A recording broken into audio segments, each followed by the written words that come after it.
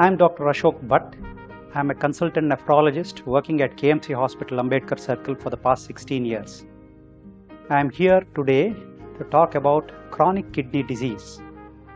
This is an important disease affecting millions of people worldwide and is also an important health hazard in our country. The disease causes significant morbidity and mortality and also substantial financial burden to patient and his or her family. However, if this disease is detected early, it can be treated effectively and the treatment can be relatively inexpensive and the results are likely to be good. However, once the disease reaches an advanced stage, the treatment is very expensive and the results can be suboptimal. Now, chronic kidney disease, or short forms CKD, is a disease in which the kidney function deteriorates slowly over a period of months to years, and it progresses through several stages. Usually we recognize 5 stages in the progression, and the final stage is known as the stage of kidney failure, at which the patient requires dialysis or kidney transplantation. There are numerous causes for chronic kidney disease, but the two most important among them, which constitute almost 50% of cases of chronic kidney disease, are diabetes and high blood pressure. In addition to this, the other causes could be in the form of glomerulonephritis, hereditary kidney diseases, kidney stones or obstruction to the urine flow in the urinary tract, repeated infections of the kidney, the urinary tract could be some of the other causes. It would be appropriate if we call chronic kidney disease a silent killer. The reason is that it is very difficult to identify this problem in its early stages. You would be surprised to know that majority of the patients who have chronic kidney disease are totally asymptomatic in the early stages of the disease. Once the disease progresses and reaches the terminal stages, patient starts getting various symptoms in the form of nausea, vomiting, breathlessness, loss of appetite, itching, swelling all over the body, excessive tiredness, etc. By this time, patient usually has reached a terminal stage known as stage of kidney failure, and there is hardly any reversal from this point onwards. So then, how do we recognize chronic kidney disease early? Would be the question that you would ask. Since the patient is asymptomatic, how should we know it? So basically, this is detected by a process known as screening. By screening, I mean patients who are asymptomatic but who are at risk of chronic kidney disease get certain routine tests done irrespective of whether they have symptoms or they are asymptomatic. Now, what are these tests? These tests are relatively inexpensive and simple. This includes a simple blood test whereby we measure the level of a substance called creatinine in the blood, and based upon the estimation of the level of the creatinine, we would be able to assess what is the level of kidney function of the patient. In addition, we do a urine test to look for protein as well as blood in the urine, and presence of either of these would suggest that the patient is suffering from kidney damage. So the next question arises as to who has to be screened.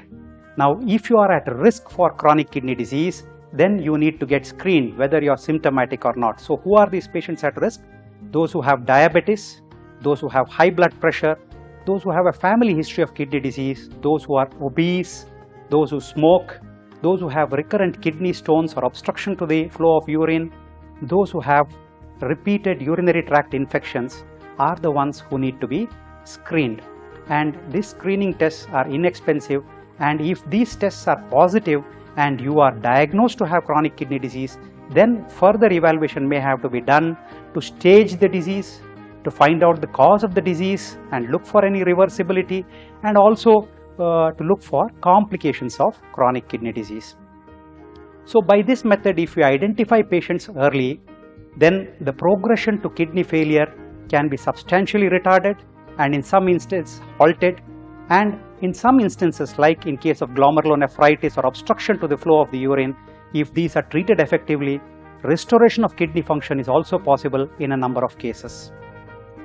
So how to go about treating chronic kidney disease once diagnosed? Now this, what I am going to say, is the most important pillar of treatment of chronic kidney disease, that is control of blood pressure, control of blood pressure and control of blood pressure. Now any patient with chronic kidney disease, he or she should have his or her blood pressure brought down to less than 130/80 and should be maintained at this level consistently throughout his or her life to be effective. Now the most important thing to note here is that unlike simple hypertension, which affects majority of the people, blood pressure in patients with chronic kidney disease is highly resistant. So it is unlikely to come under control with the use of only one drug. Patients usually require multiple medications to bring the blood pressure under control, and many of them may require maximum doses of these medications to bring the blood pressure under control. And you can understand that the same drug may not work the same way in two different individuals. So there is no one size fits all theory here. So it has to be tailored depending upon the requirement of the individual patient. And no doctor on a single visit can tell you that you require these many BP medications and this is the dosage that you need. Hence, early on, the number of visits that you may have to do to get your blood pressure under control may be frequent. But once the blood pressure comes under control, the frequency of visits can be reduced. However, adherence to treatment throughout your lifetime is mandatory, and blood pressure should be brought and kept below 130/80 consistently for you to achieve good results. Now, among the blood pressure medications, we most often use drugs belonging to a group called ACE inhibitors or angiotensin receptor blockers. These drugs have got additional beneficial effect over and above the other routine antihypertensives in reducing proteinuria and also preventing progression of chronic kidney disease. So unless otherwise contraindicated, one of your antihypertensive drugs should be either an ACE inhibitor or an angiotensin receptor blocker. Now, in addition to control of blood pressure, in diabetics it has been found that a good control of blood sugars, keeping the glycated hemoglobins to less than 7%, has helped in preventing progression of the disease. In addition to this, diet plays a very important role. Salt restriction, restriction of proteins in the diet, especially from animal sources, meat and poultry, can help in retarding progression. Avoidance of smoking, if you are a smoker, helps in preventing progression. Similarly, if you are overweight, bringing down your weight to normal limits also helps in reducing the progression of kidney disease. In addition to all these, patients who have diseases like glomerulonephritis may have to be treated with immunosuppressants, and patients who have obstruction to the urinary tract may have to undergo surgical intervention to help to improve their kidney function. These are all about what you have to do, but there are a list of don'ts also. One of the important things which CKD patients should know is the drugs that they need to avoid. It is very dangerous for a chronic kidney disease patients to self-medicate or to take over-the-counter medications. There are several medications which can cause sudden onset loss of kidney function in these patients, which include painkiller medications belonging to the class called NSAIDs, some antibiotics, certain contrast agents which are given during procedures like CT scan, angiogram, etc., which these patients will have to avoid. In addition, the doses of several medications may have to be modified depending upon the level of kidney function. Herbal medications are also not safe. People often take herbal medications thinking that they are safe and they may help to improve their health. But there are several reports of herbal medication associated nephropathies and worsening of kidney function. Therefore, my advice to you would be not to use herbal medications. Now, all these treatment modalities which I have listed out would be effective if it is started early in the course of the disease, and their effectiveness decreases as stage of the disease progresses. Once the patient reaches an advanced stage, we would be grappling more with the complications of the kidney disease and treatment of them rather than preventing progressions. So we may have to manage anemia, we may have to manage mineral and bone disorders, fluid overload, and so on. And once the patient reaches the stage of kidney failure, then the only treatment options that are available are dialysis and kidney transplantation. So my message to you would be, help us to help you to prevent kidney failure. If you are at risk, please report early, get tested.